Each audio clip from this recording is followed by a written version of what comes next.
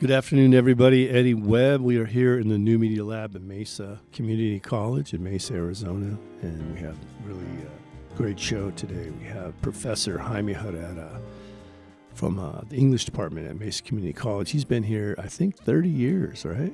A long time, yeah. About 30 years, Eddie. About 30 years. Thank you. Jaime, born in Juarez, Mexico. I was actually born in El Paso, Okay, but raised in Juarez. Yeah, I'm one of those anchor babies, as they call them. All right. Born in El Paso, raised in Juarez. I had the pleasure of traveling with Jaime a few years ago.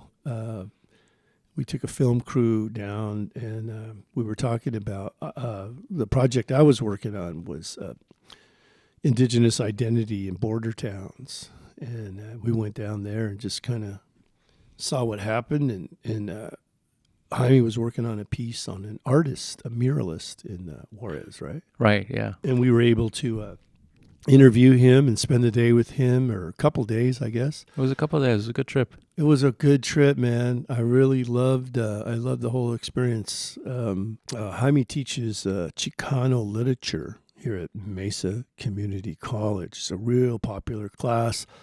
Over the years, I've been to it. We'll probably spin some of that. We did a profile on Jaime as we're talking through this podcast today. But we're going to start out with The House on Mango Street, written by Sandra Cisneros, who was one of the first cultural writers that when I came back to college as a reentry student that I really connected to. I had read Elena Deloria's book, a lot of her work, and I think it was called Bluebird.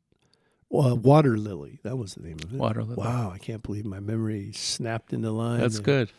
And then the next book I read was The House on Mango. No, it wasn't. It was Woman Hollering Creek. That's a good book, too. And then the next book was The House on Mango Street. This is back when you were in college. Your teachers actually had you read books.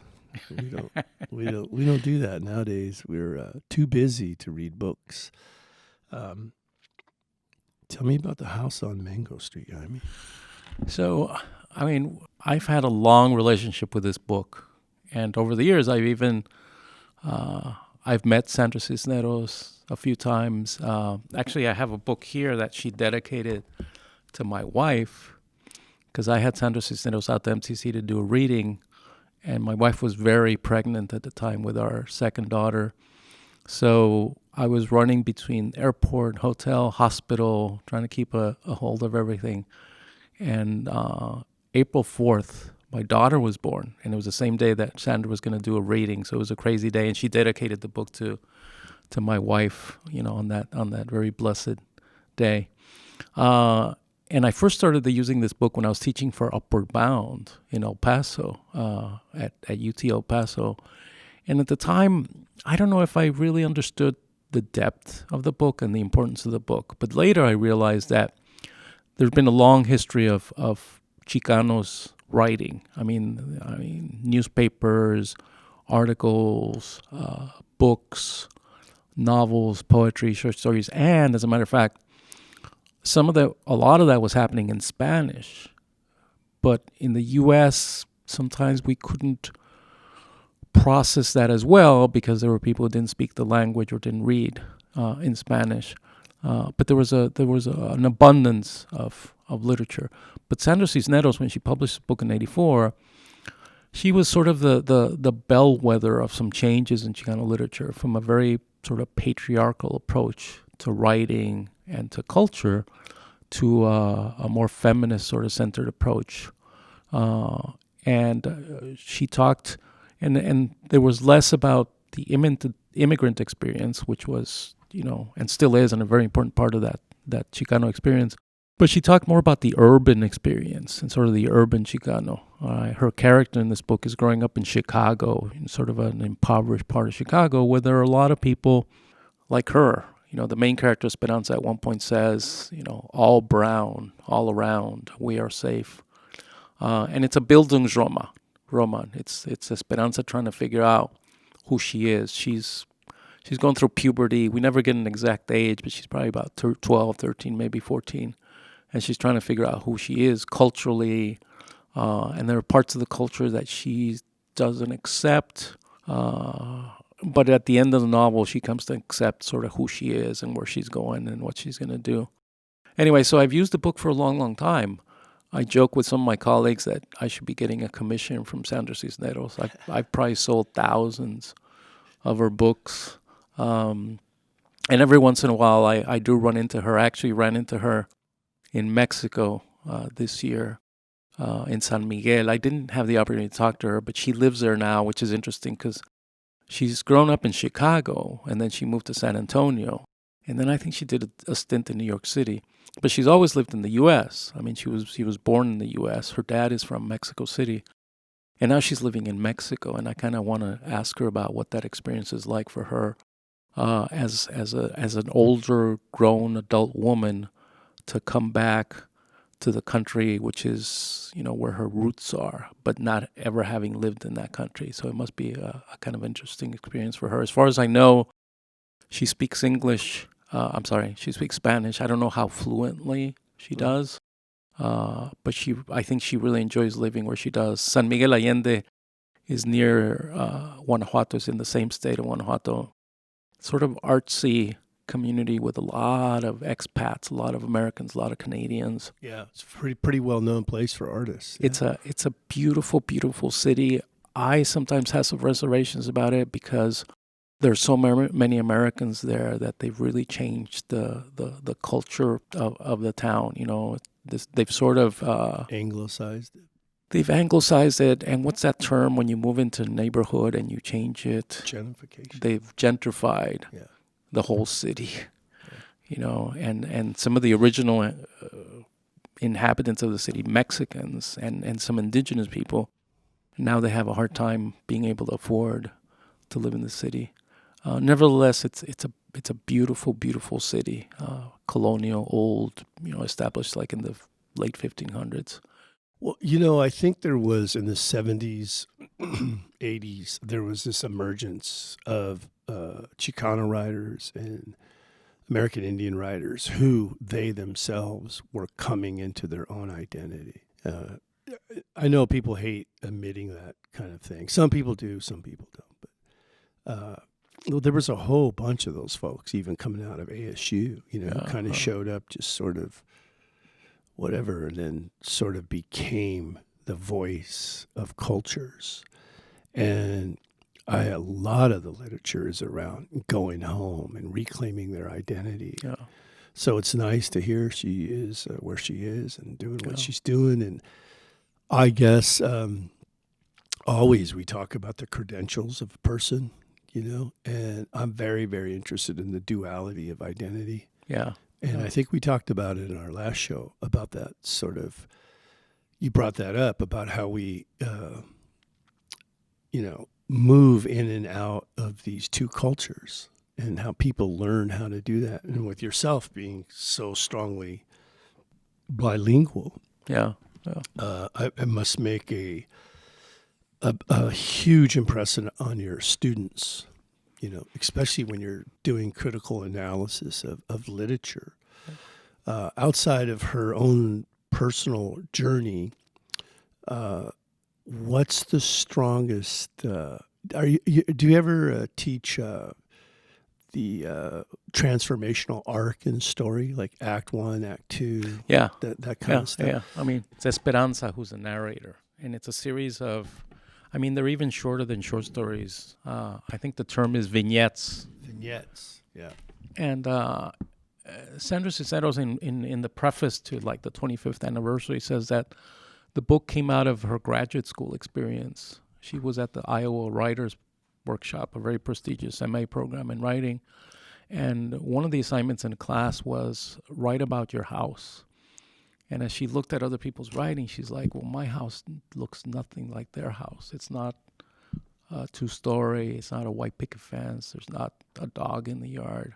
Yeah. And she felt a little bit of shame until she decided, well, I'm going to write about my house. And that's how this book came about. Uh-huh. And it's fiction, but there's some autobiographical aspects. Esperanza, the main character, to get back to your question,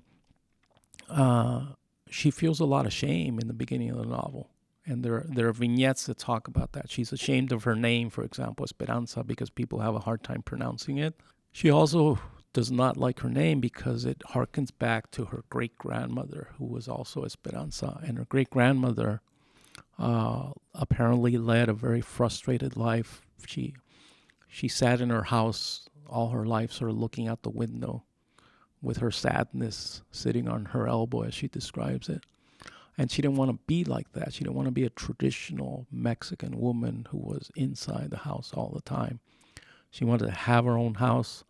She wanted to be inside and outside the house. She wanted to do whatever she wanted to do inside and outside the house.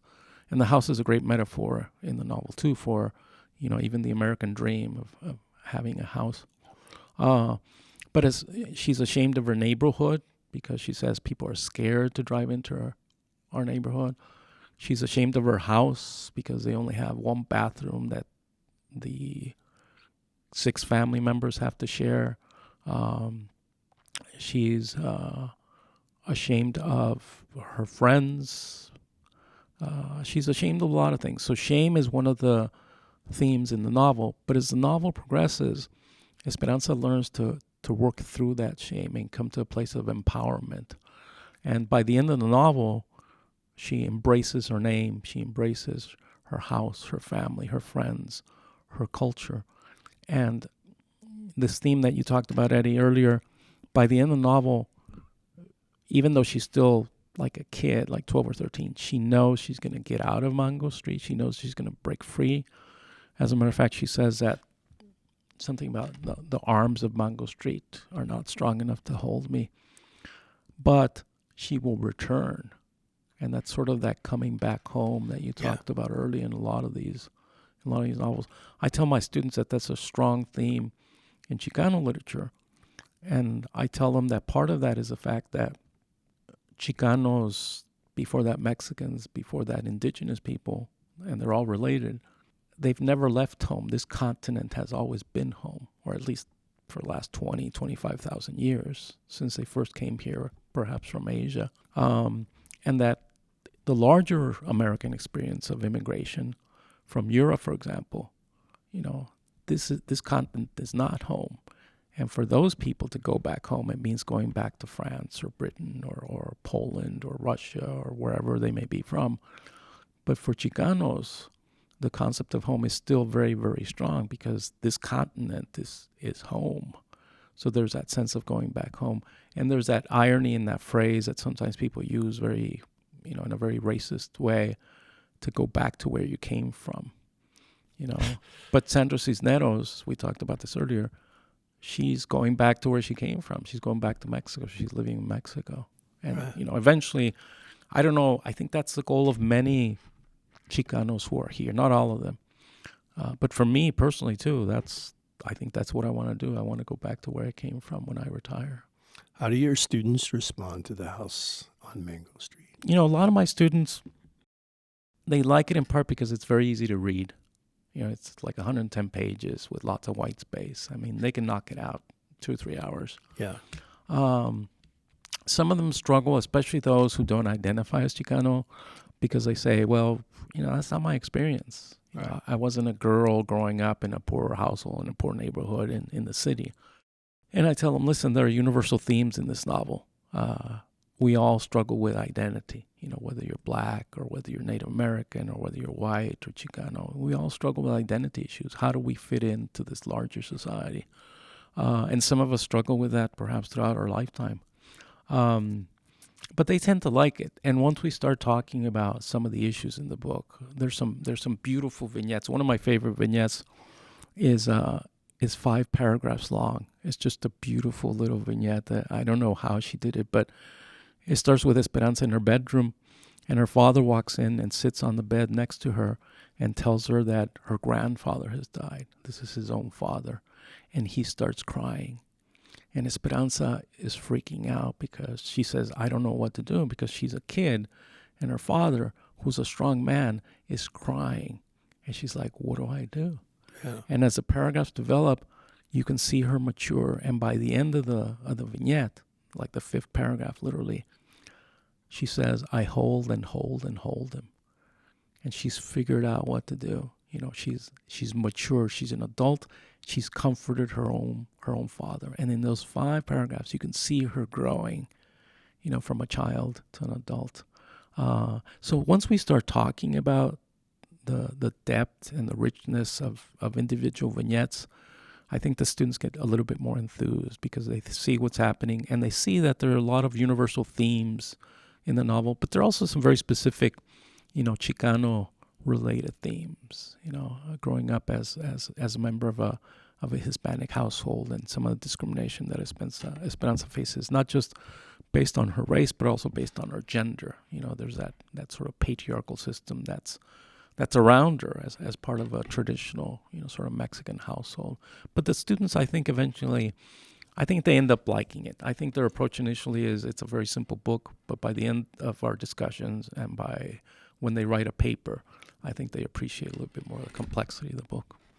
And I think that's what the college experience is all about, right? Absolutely, It's an awakening, right, to who you are and where you are in history. And I think that's what that Renaissance in the 70s and 80s was about, this idea that people, it's in there, and when given an environment and an opportunity to explore their own identity, I mean, it's a beautiful thing to watch people, really, they one thing I've learned is they do, students that come from these communities do have a deeper sense of identity. But it's not given in the right places it can be a very oppressive identity. And so when you have an environment where you can explore that to your fullest, it's an amazing experience to go through with your students. And that makes apparently some people very, very nervous in our, these days. But you see these books, Scott Momaday, Leslie Silko, Joy Harjo, who's won this big national award a couple years in a row. All of that is about this sense of finding oneself, And in American Indian cultures, there's always been this struggle between Pan-American Indianism, or tribal sovereignty, tribal identity. There's no such thing as like Indian, there's 500 different tribes, different languages and cultures. People were as diverse. People living in what's now called South Dakota as opposed to people who are living in, LA, North Phoenix, Carolina, or what California was pre-Spanish conquest, right? So people are turning over even the next layer of identity, not just, Indian, or American Indian or Native American, but who are they specific to their language and tribe? And it's becoming, it's scary because the languages are going away so fast. But I was wondering, like, with your students, do you walk people through, because you and I have had this discussion before, like, well, what is a Chicano? What is a Mexican? What is a Latino, Latina? What is a, like you have this word and it's supposed to encompass all of this diversity. And do you have Mexican-American students who are resistant to the, like, hey, no, because Chicano was a movement, right? It's not a people. And so is there that same kind of journey of identity? There is. And there's still, even now, that discussion about the term that is used. And now it's Latinx or Chicanx that's being used. And we have that discussion in class. And actually, one of my students, who's actually a colleague of ours here at MCC, Cesar Becerra, he just earned his PhD and is really, really... Cesar, Cesar, really bright guy, very accomplished. I mean, my hat's off to him. And he and I have talked about it because he grew up in California. Yeah. And his mom worked, I think, in a cannery, and they also worked the field. And he identifies with the term Chicano, and he tells me why. Even though he didn't grow up in the 60s. Right. But he identifies with that term. And when I told him I identify with Mexican American, we had a discussion about that. And I told him, Cesar, I don't consider myself Chicano because of people like you, because I have so much respect for you and what you've done. When the 60s Chicano movement was going on, I was a snotty kid in Juarez growing up on the street. I was like 7, Right. I had no idea. I didn't learn about the Chicano movement till graduate school, in my 20s. Right. I've never worked the fields. I didn't grow up in the U.S. I never faced that kind of racism and discrimination of oppression, at least that I was aware of in Juarez or El Paso. So in deference to that, I don't use the term, but I respect people like you who use that term. I use the term Mexican American in part out of respect for my parents, because they're Mexican. Right. I mean, they were born and grew up in Mexico. I grew up in Mexico too. And even though some people think that hyphenation makes you not one and not the other, I just want to keep that connection to Mexico because that's a great part of who I am. But also, I'm also American. American is a problematic term too, because the whole continent is American. So we have that discussion in class, and ultimately I tell students, whatever term you use, understand what it means and be comfortable with that term, and sort of wear it proudly. And some of my students choose Mexican American. As a matter of fact, the anthology we're using for class, it was published just recently, like 5 years ago, by a very well-known Chicano writer. And the anthology is called Mexican American Literature. It's not called Chicano literature. It's not called Latinx literature. So that term is still used. ASU's Chicano Studies program in the last few years changed its name to Transborder Program to emphasize the fact that the Chicano experience isn't necessarily just in the U.S. It's also in Mexico, in northern Mexico, and it extends far into the U.S., far north, and it even extends far south into Mexico. So we have that discussion about what terms to use. Some of my students opt for Latinx, some for Hispanic, some for Chicano, some for Mexican American, but I tell them there's a spectrum. On one extreme you might have Mexican. On the other extreme you might have American. Somewhere in there you choose where you are based on your own identity, your language, your culture, upbringing, your family, and you choose the term. And whatever term you choose, that's the good term. There's a spectrum. It's a spectrum. Because I'm young, but having grown up in California, the Chicano, that was just a very common term, right? But there was also, I remember getting lessons about zoot suit, right? And this was about the farm labor workers, pre-Cesar Chavez, who were wanting to break out, right, of being just a labor in the field, wanted to dress well and drive nice cars, and be a part of American culture on their terms. And, that was a big movement at one time. And I'm old enough to just barely remember that before it really transitioned into Chicano.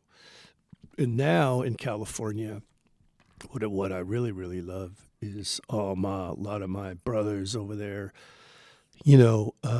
Watsonville and places like that have really embraced American Indian churches, really getting into Aztec and Mayan dancing and ceremonies. And you see wherever they plug in, anybody plugs into the spectrum of these words, they kind of can all lead, back home. Yeah.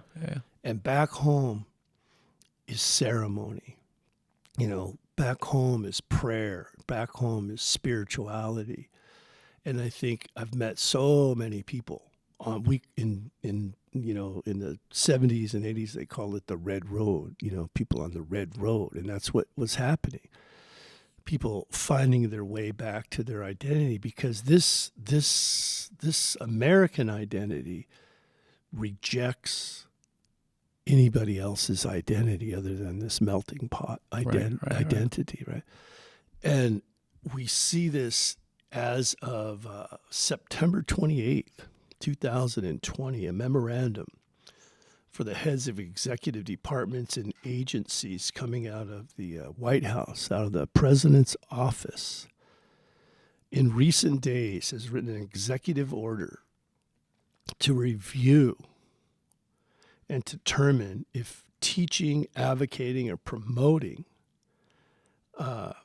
anything that he talks about combating race and sex stereotyping, racist or sexist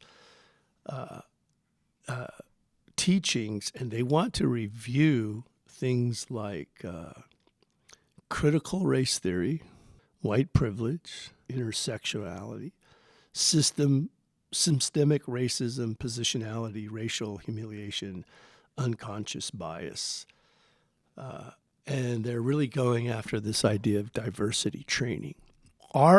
In the college and the university, as scholars, especially as writers of literature, our job is to explore the mind, explore history, explore culture, explore language, right? And to teach students to have critical thinking around these issues. And Cisneros is probably a part of that group that out came critical race theory. Right. Yeah. To examine what this means. When you read this memorandum coming out of the White House that wants to make critical race theory a suspicious and conspiracy against the state, what were your thoughts when you sent this to me? And I was like, wow, I didn't even know this happened. Well, actually, one of my first thoughts as I read it was the rhetoric in here is very similar to the rhetoric that Horn, our AG at one time, and Huppenthal, who was the state superintendent of schools, used at one time to ban ethnic studies. It's the same kind of rhetoric, that any class that talks about the collective experience of a people is wrong, that those values are un-American, that you have to focus on the individual, which is what, the American ideology is the individual is the most important, right? Right. And it denies that we live a collective experience, right? I mean, we don't live in a vacuum as individuals. We interact with other people all the time, family, colleagues at work, friends, etc. So that's one of the first things that struck me. The second thing, and I was very, very disappointed, one of our programs here, the TRIO program, they had arranged for a series of 3 presentations. I think they were scheduled to be next week by a very well-known sort of race critic, and they had to cancel them. I mean, this had been going on for months, this setting up for this. And TRIO is a grant program. It's funded through a grant, and they had to cancel that because of this legislation, because of this law. And it is a law. I read about it, and it doesn't go through Congress. There's no vote. The president can just make this a law. So I'm already seeing the effect of this. And Eddie, I'm wondering, eventually what is the effect on what we teach students?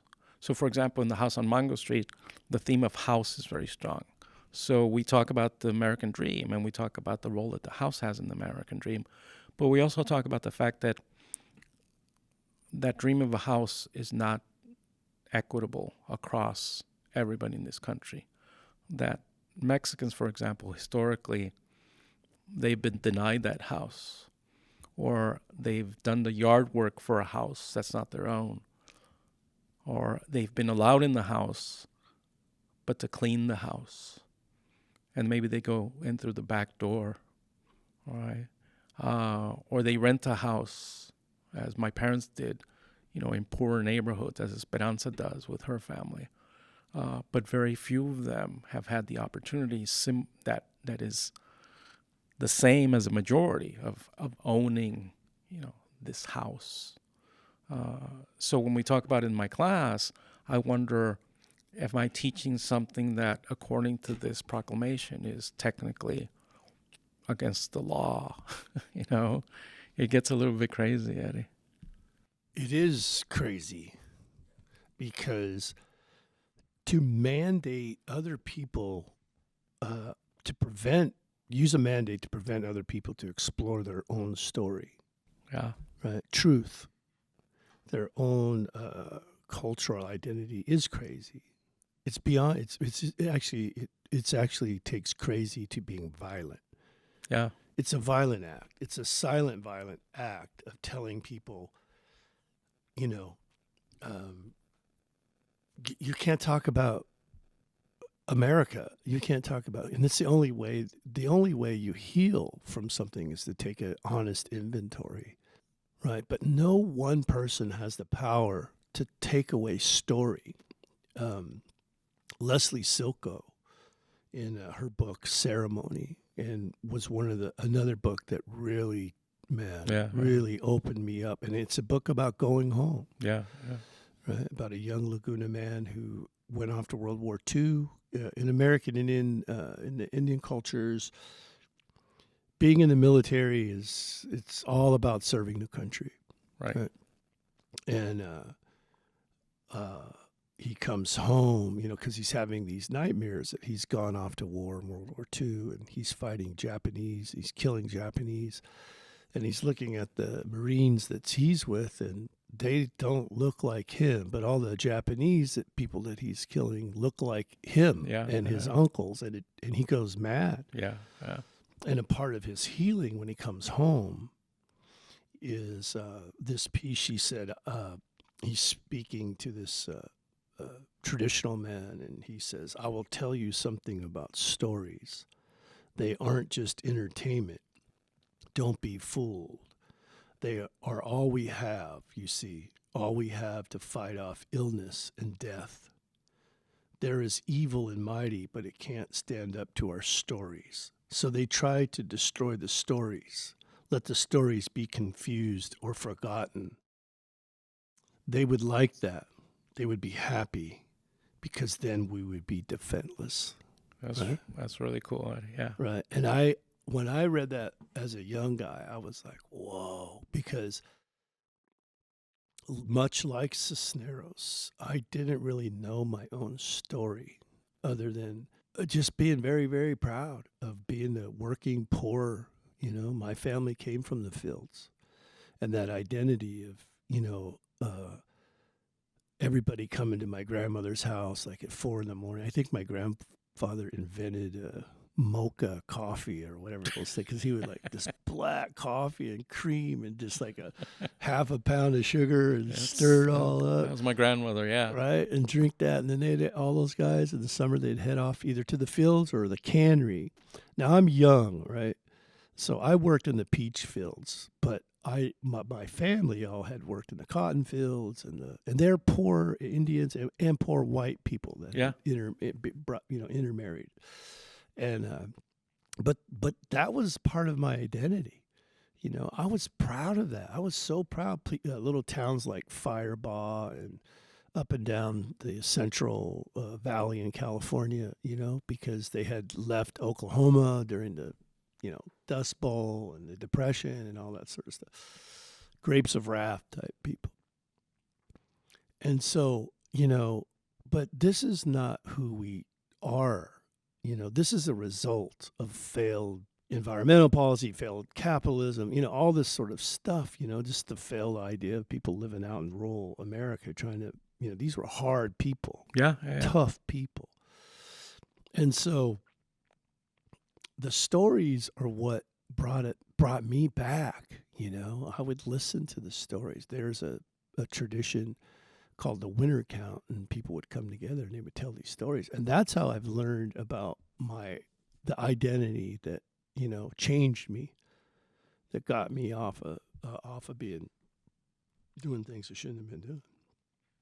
And so to see a president sign a mandate to say, you can't tell your story unless it looks like this. Right. Unless it looks like my story.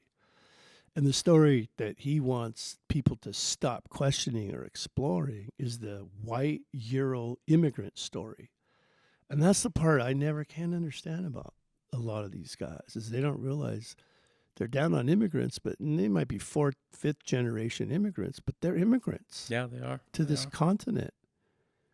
And they only want people to tell that story, this great American story. And it's dangerous. We saw, wasn't the superintendent in Tucson who banned basic call to consciousness and banned Paulo Freire's work. Right. What was it? The Pedagogy of the Oppressed. Right. And so writers like Cisneros and teaching their work that's, take this pain, this identity, this journey, and turn it into art. You would think that's what we would want to be teaching people, right? Is how to take all that instead of, as I'm totally against this idea of going into these Seattle and Portland and burning down the town and break. I don't know where the truth of that, where that comes from. Right. I don't think it comes from the peaceful protesters. Right. But I'm totally against that. I just think that's the wrong strategy. This Right. is the strategy where we bring people in and we teach critical thinking. And here in the lab, we have this place where students can come and tell their stories and use art and use their minds, and to me, to take that away from us is then what? What happens? Then people revert to violence? I think so. I think you take away what is part of being human. Right. We were just talking, and this is another doubt I have now, because we have a diversity, equity, and inclusion committee on campus, and we're starting some initiatives, and I'm like, is that going to go away? Because this is what we talk about. And one of the things that we were talking about yesterday in a meeting was we have to do a better job of listening to our students' stories. That's right. Because that's the way to pull them in and to make them feel welcome and to validate their experience. And eventually, right, have them be successful in graduating. And that's one of the keys in having students graduate. But how do you do that without them telling you their story? There's no way. You can't. It's like, show me your car. Okay, well, yeah, that's nice. I don't know you because you have like an old Chevy Nova. Right. Tell me the story about how you got that 67 right. Chevy Nova. Yeah. And then we can get to know each other a little bit better. But I just finished reading a book in the summer called Sapiens. And it's a story of how mankind came to be. And one of the critical moments in us becoming human is when we started using language.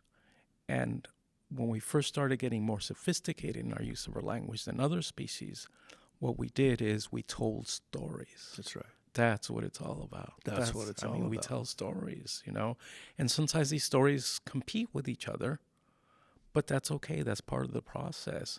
But I agree with you. To tell a group of people, we want you to have this one story. We don't want to hear your stories, all right? We want just this one story. That's the one narrative. And to argue that that's un-American, I think it's quite the opposite. It's un-American not to listen to people's stories. So when I read this, it was like a kick in the gut. Well, I'm going to challenge you. You've said you're on this, what is it, DEI Council? So I'm going to challenge you that I want to see a statement in the next 7 days refuting this mandate. Okay. I'll bring that up. Publicly.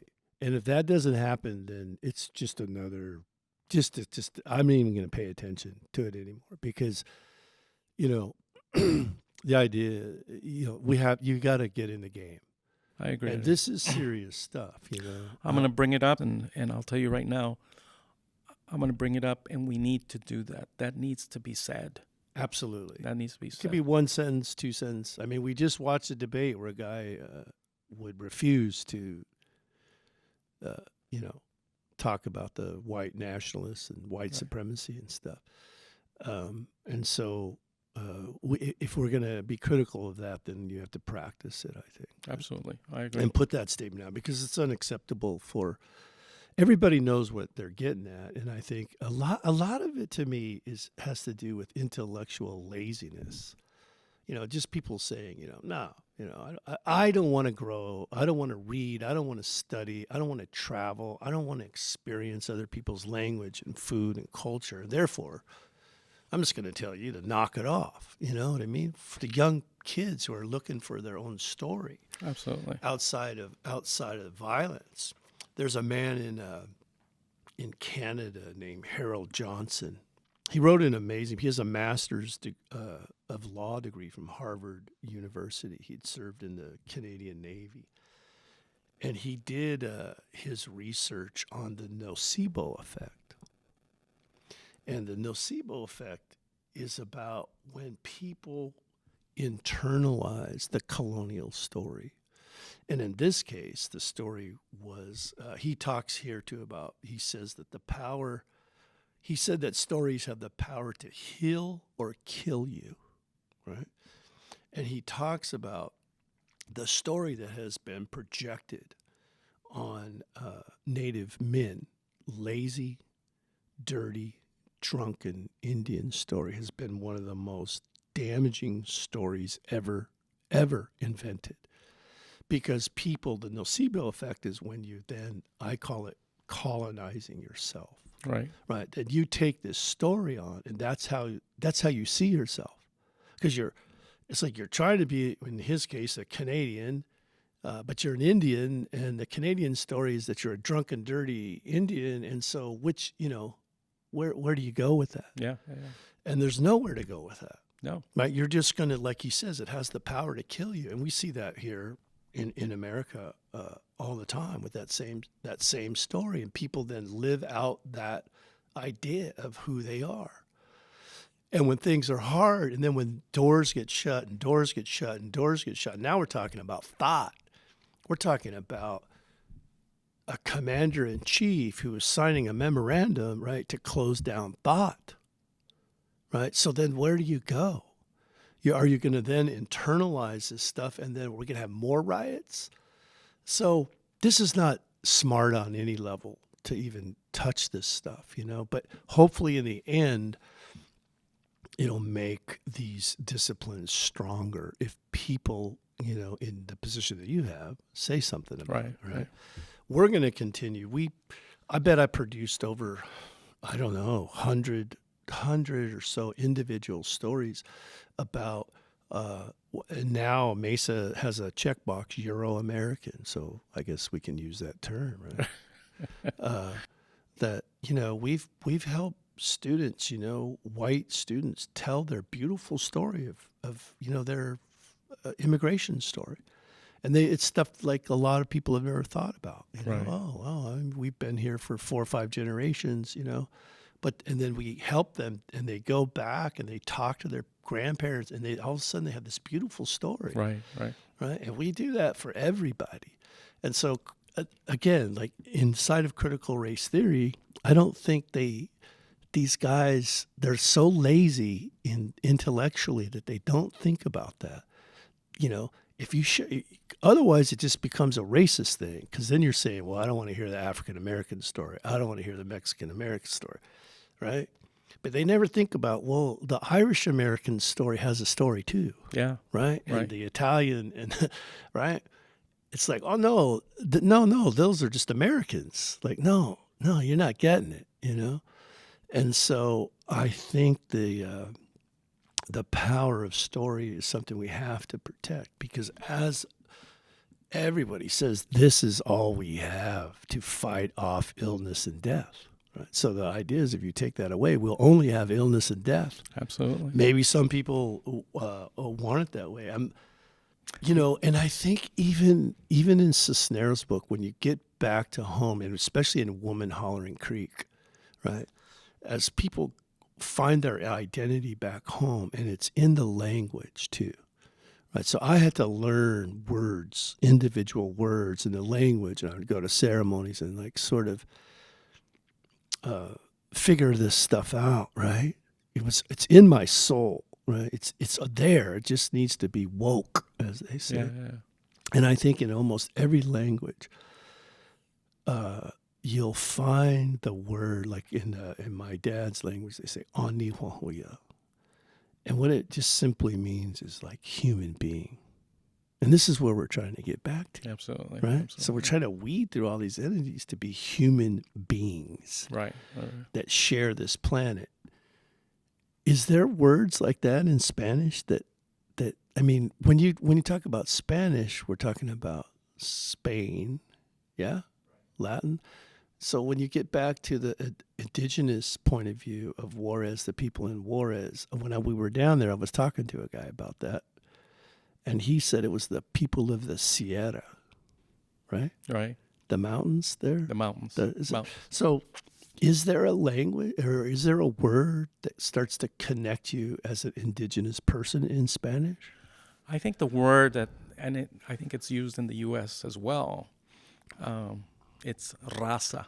Oh, that's right. Yeah, Raza. yeah. The people. The people. Yeah. It's like you can say, he's raza. It's like he's one of us, man. And he may be white. He may be black. He may be Native American. Right. It's raza, like he's good or she's that. good. Yeah, raza. I think raza. And at one time, one of the ministers of education in Mexico, Vasconcelos, this was in the 1920s, and there was a bit of a nationalist strain to this. He said that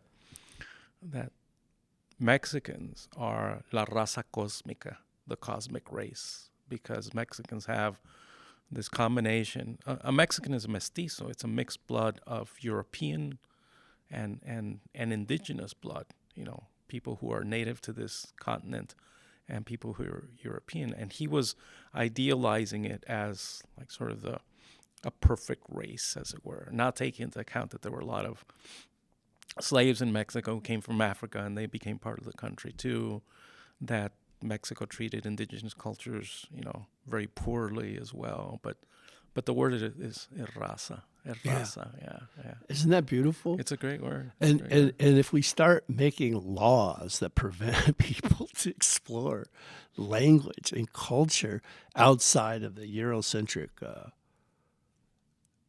story, we're gonna have problems. We're gonna have bigger problems than we have now, right? Yeah. I mean, because if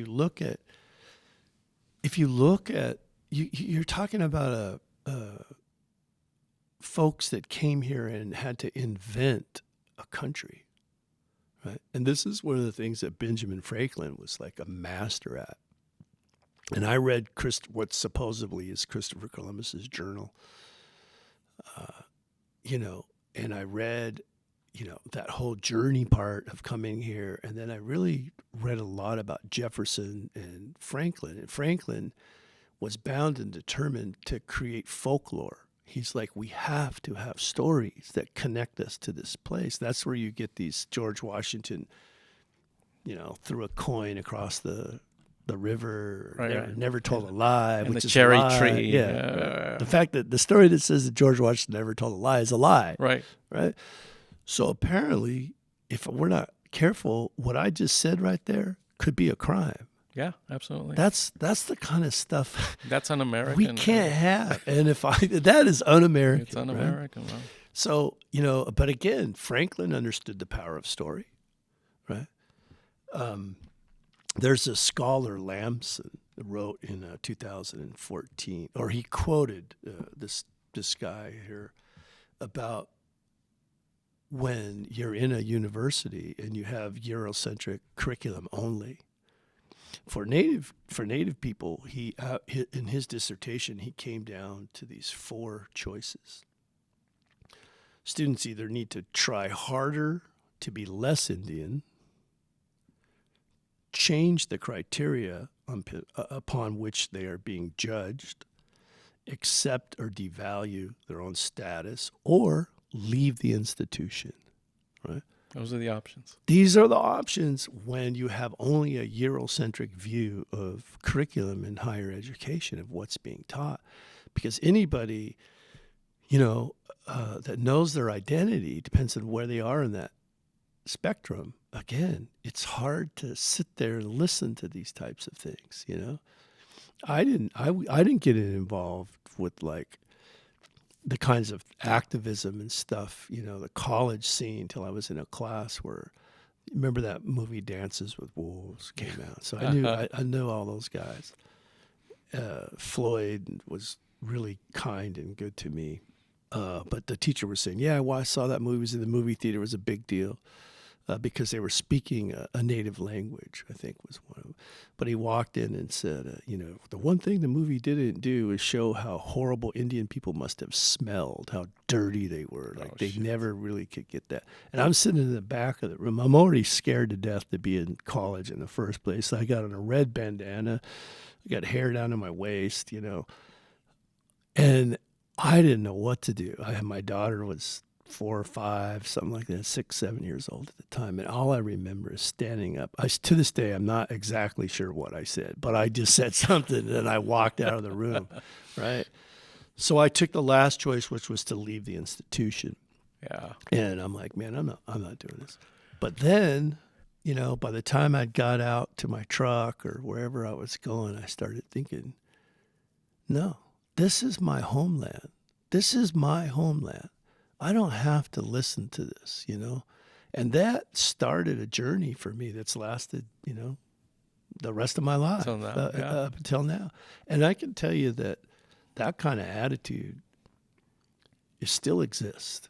Well, and not just in academia, Eddie. I mean, the whole country. That's the country. That's assimilation. That's assimilation. So then, because of writers like Cisneros, because of art, because of literature, because of critical race theory and tribal critical race theory, we have a choice now, right? Like, I don't have to be violent about being who I am. And you would think people would appreciate that, right? So that's where that, like, for me, the inherent sovereignty thing just started developing for me. Kennedy, John F. Kennedy, quoted someone as saying, "It's better to light a candle than curse the darkness." Right. And, over time, I just started really studying, and I wanted to know more about sovereignty and what that means, like quit playing with these guys. Like the more I'm trying to convince them that their thing is wrong, the less time I'm over here building the kind of communities that are authentic, right? That we want to become, right? Healthy. That's what we want. We want, and this is the thing that in ASU over there with John Tipiconic is that the whole idea is to produce healthy, well-balanced thinking leaders in the future. Well, you can't do that without stories, right? You need stories. You can't. Nobody can be healthy and well-balanced and well-adjusted and have self-esteem about who they are if the government is now going to start saying you're not going to talk about what happened. Right. So I guess we could go on and on. Yeah. Well, and, part of the mythology of this country is that you're an individual, and if you do well, what you do is you pull yourself up by your bootstraps if you have to, and you have this work ethic, and you have a Christian ethic as well. But that's a myth. The fact is, wherever you come from, you did not pull yourself up by your bootstraps. You had other people helping you. You had family, you had friends, you had connections. That's right. You had colleagues, you name it. I mean, you had people helping you. And it's really a myth. And it's this myth that focuses on the individual as the center of the culture when it's really the larger community, and the larger communities that make up this country. And those communities can be Vietnamese or Vietnamese American or Polish American or Irish or Italian or Native American, you name it. But these are the communities that make up this country. And to deny those communities that are on the fringes because they're poor or because they're the wrong color, their story, that's un-American. That's right. That's what's un-American. Yeah. So then who's the real socialist, right? Yeah, but here we are. Or worse. Here we are. Yeah, I mean, when we had a show earlier, and I was nervous about, we're faculty. Like, do we talk about politics, or how do we talk about politics? But here, it's a very easy case to make because we have a memorandum, that clearly states, you will not talk about this, or or it's the beginnings of exploring it, right? The suspicion. Right? It shouldn't, And so I think it's our duty. It's our duty as faculty, because otherwise it falls on the student to make these arguments, which is, in one hand, I think a good college experience too, especially at the university, where people are becoming community leaders and thought leaders and leaders in general. This is what they're doing. This is the material they have to work with, right? Right. And there is that. But I think as faculty, it is our duty, at least as long as in this country we have freedom of speech and academic freedom, to exercise our rights. I agree. Without fear, I agree. But I also, and this is my experience, I guess, over the last few decades, as I've learned, is even within the hallowed halls of academia, we have faculty who want to suppress stories, and I respect their right to tell their stories. What I cannot respect is they're using their story to suppress all other stories. Yeah. There was an email chain a couple of weeks ago in which this one faculty member wanted his story to be the end-all and the be-all, and he got some pushback. But I was a bit frustrated by the fact that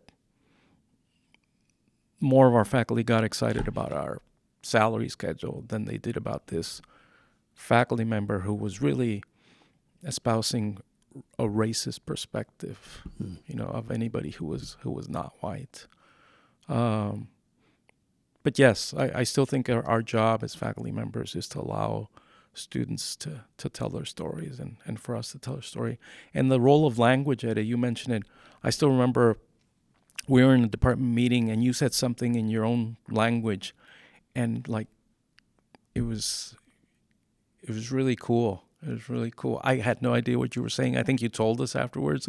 But even as you said it, just to hear you speak another language, and even to see your body language, it was like you were like another person, and that was cool.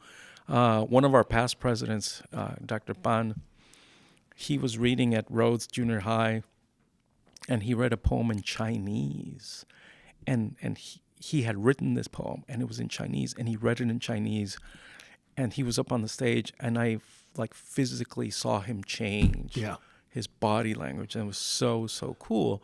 But so many people are threatened by another language. That's one of the other mythologies of this country, that you can have one language express what everybody in this country feels or what everybody is. Right. And I was in a department many years ago. We had some guests from a university in Sonora, and one of them I was actually hosting at my house, Rogelio Noriega. This is about maybe 15 years ago. And we were at the front counter, and we were speaking Spanish because that's his language and it's my language, and we just fell into it. And the chair came out, and I think you know who she is. She came out and she told us that we couldn't speak Spanish. And I was so pissed off. And Rogelio looked at me and he's like, "¿Qué pedo?" Which means what the fuck's going on, right? I said, "Let's go." And we walked out, and I cussed her out in Spanish, just my friend and I. And he's like, "What is wrong with her?" It's like, "She's a racist, man. She is a racist." Did you guys stop? You should have just ignored her. We just said to each other, vamos afuera. Yeah. And we left. It made me so uncomfortable that this is a person who has an advanced degree and who's the chair of our department, telling to people at the front counter who are speaking Spanish, who actually have the ability to speak in English, right, not to speak Spanish. We have students who speak another language and they can't speak English. What are you going to do? Prohibit them from speaking? Right. Not let them tell a story? So some of these experiences, in terms of language and expressing who we are in this country, sometimes run counter to that narrative that you have to assimilate, you have to speak English, that's the only way, this is the only story, be an individual, and the same thing that, our president. Well, it's just a shame in America that the idea of knowing different languages is perceived as some kind of negative. Where if you travel the world, like in Europe, I've worked in Europe, I've worked in Switzerland, Italy, Germany, France, and, I'm the dumb American, right? Because as you go into these places, and I have friends over there, and they move between Spanish and Italian and German.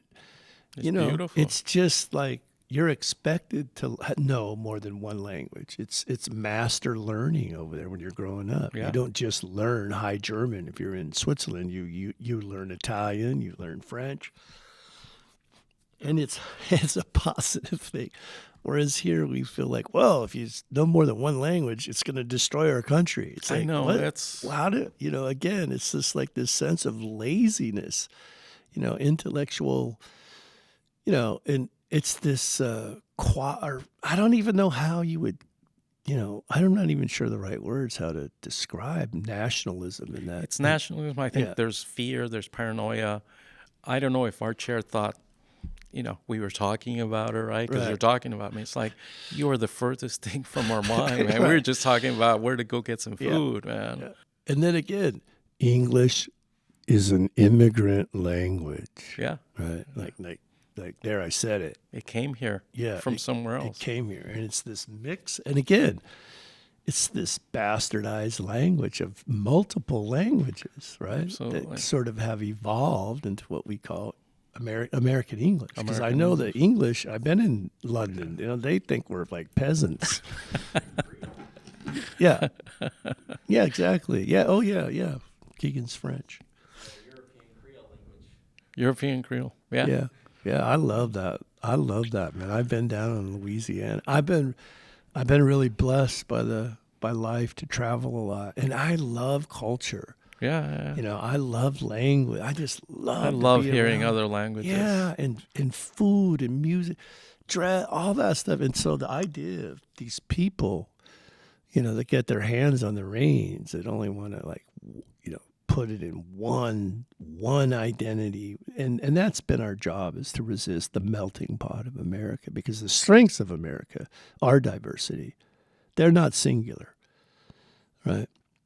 And the only way we can do that, to me, the positive way, is story. Absolutely. Story, to write story. And now, of course, we've modernized the written word over here, and we do short documentaries, but we want people to tell their story.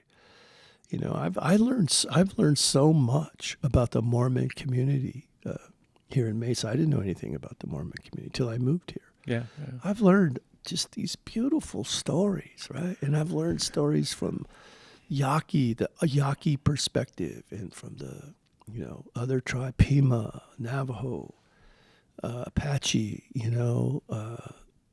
Mexican American, Chicano, and so we need more of this, not less. I agree. This is the healing that we need, I agree. I had I had the opportunity to meet one of our students. She is our student body president. Her name is Judith Nonte, I think is her last name.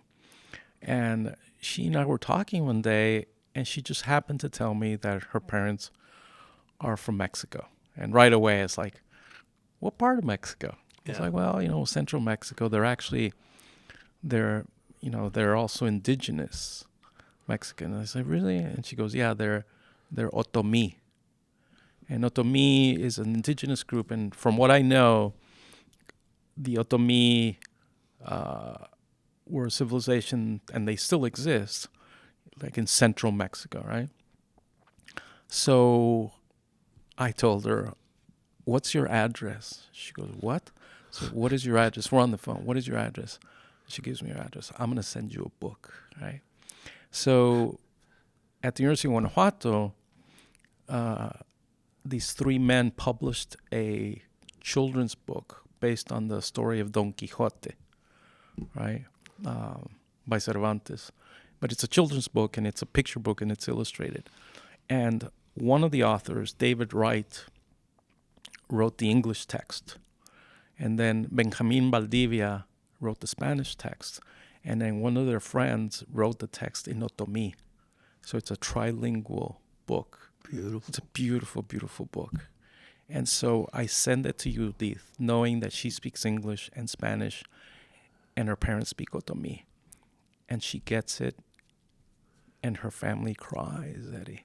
Yeah. and they sent me a video of her sister reading and her parents telling her, no, this is how you pronounce this word in Otomi, because it's in Otomi, and she's struggling to read it, but she's giving it a go, and her parents are telling her this is the way it's pronounced, whatever.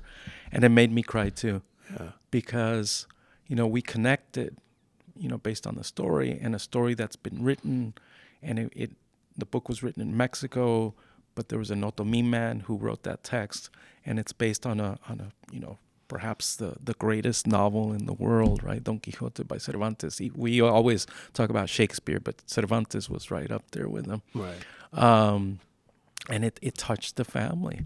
So it's those stories, and stories that are expressed in the language in which you're most comfortable, that are very, very valuable to us as humans. We got to have those stories. That's all we have, Eddie. Yeah, that's all we have. As Bettoni, I think it was Bettoni, right? I think he was a medicine man. Bettoni's telling Tayo or Teo. Right. Yeah, it's a great book. I love that book. And that part is one of my favorite parts, yeah. Every time I go through Gallup, I used to carry that book with me for years and years. And I tell you, I met.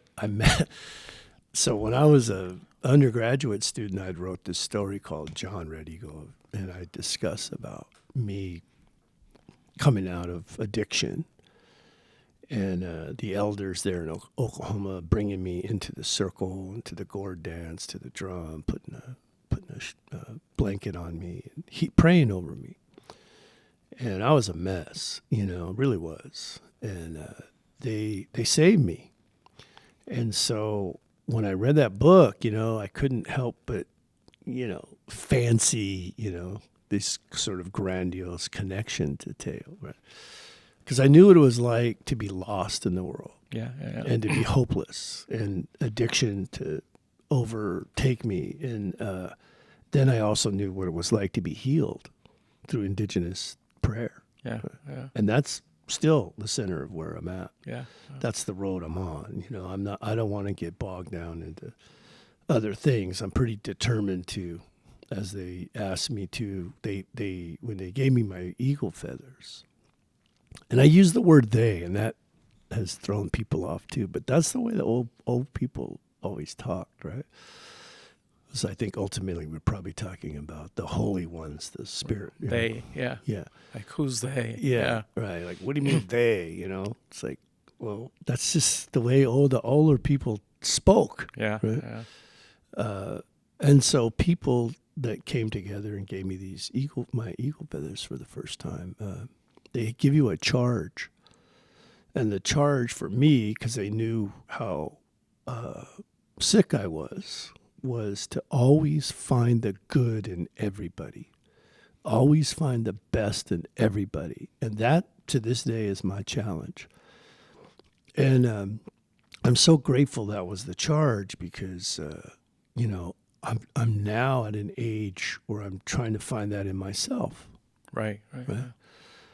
And I can see where these negative, if you're not careful, you get sucked into their negativity. And that's why, my dissertation work was around inherent sovereignty, because I can get there and then I'm reminded, like, oh, no, wait. That's, there's some of that I need to do, but for the most part, I need to keep cultivating my story. And part of that was to learn words, the language, because I'm not fluent. I never want to come off that way. I'm very familiar with the language, and I try to learn words, and it took me a long time, honestly. I was always nervous about publicly trying to speak, because you know what I mean? There's all that stuff going on. But it is the language, man. It's the culture. It's that part that when you're describing this experience with your student and their family and these generations and the interconnectedness of language and culture, that's a beautiful story in and of itself. You should write about that, man. Yeah, right? It is. I mean, I do. Yeah. I do write about that some. But, the stories and the language, are so important. And getting back to this mandate, You and I were talking just before we came in. Part of what really bothers me about this mandate is that I know that our president doesn't like people like me. He said it. He doesn't like Mexicans.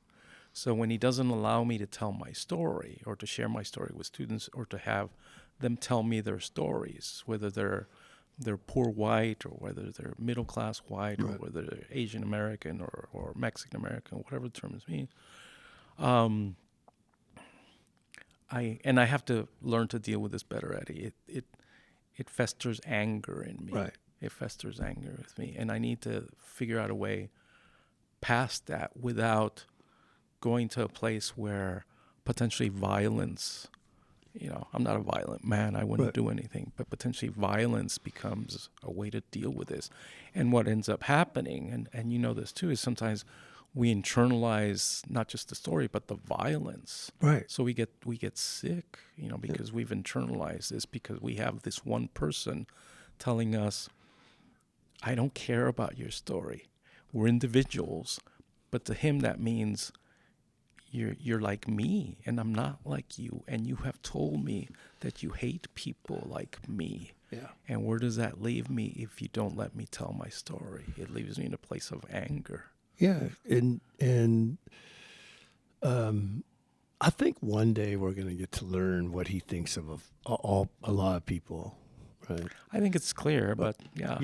Yeah. But again, it goes back to all this stuff in critical race theory that they want to question and make suspicious, and all of that is that's where these things like the nocebo effect and self-colonization and assimilation, that's where all of that understanding comes from.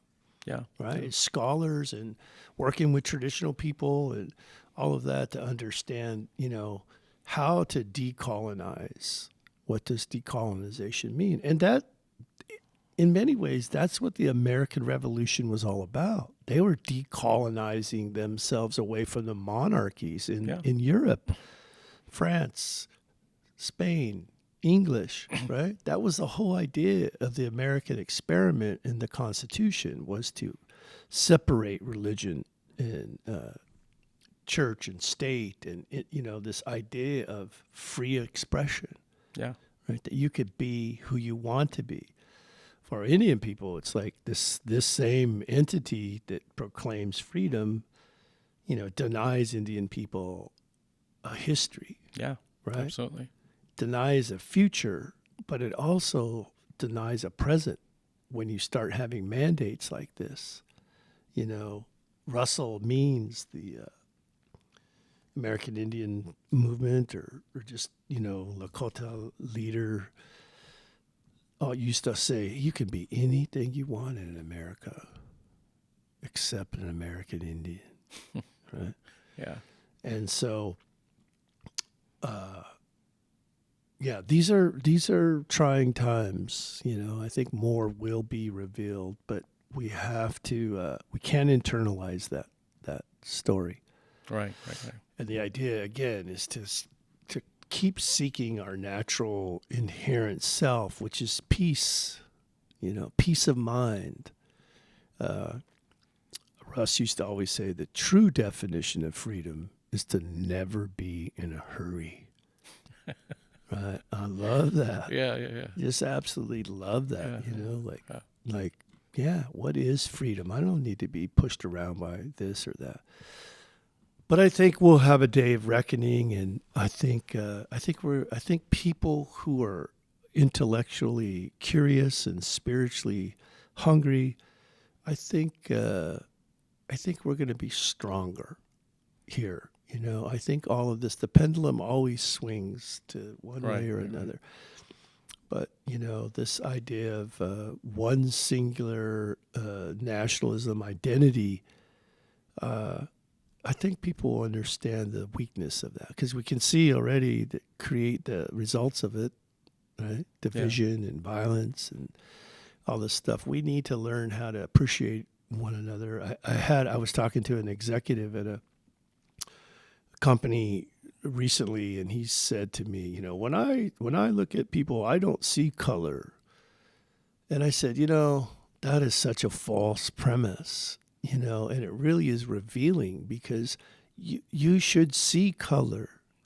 You should see diversity. You should see all that and appreciate it and grow by it and let that enrich you. Right. Because when you start saying things like, well, I'm colorblind and stuff, that, first of all, you can't do that. Yeah. Right? You're starting to repress a lot of stuff in your own stuff. I remember Maya Angelou when she was being interviewed by Diane Sawyer, and Sawyer said the same thing. You know, Maya, when I look at you, I don't see a black woman. I thought her head was going to come off her shoulders, right? She's like, you damn well better see a black woman. I am a black woman, right?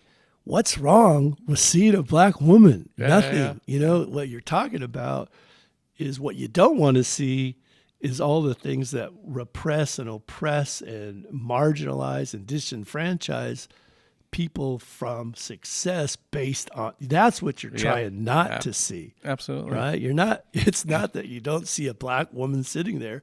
You're saying, well, I don't want to see all this, you know, all the stuff that oppresses you and marginalizes you and causes pain and suffering as a human being on this continent. I don't want to see that. Right. That's what you're saying. And that's what this mandate is saying. It is. We don't want to hear it. it. Point. We don't want to see it. We don't want to deal with it. We don't want to make it a reality. We want you to shut up and be a singular identity. And what that means is, you know, be a good worker and pay your taxes. Yeah. You know, I'm not going to pay mine, but, you know, pay your taxes. Right? Contribute to the American economy as best you can. That's what we care about. We have a deficit going on that's going to take generations, you know, and so.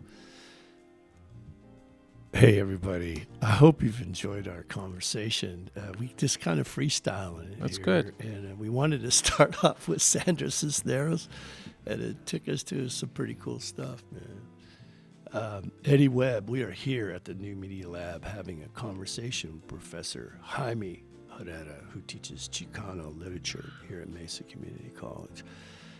And we want to thank you for coming over and having this conversation. And thank you, good Eddie. to see you. They say "Dona Dokohon'i," which means "I'll see you again." And in your language, how do you say goodbye? Ahí nos vemos. It's like, see you later. Ahí nos vemos. All right. Thank you, Eddie. Thanks, Keegan. Yeah. And we'll talk to y'all later. See you later. All right. Adios.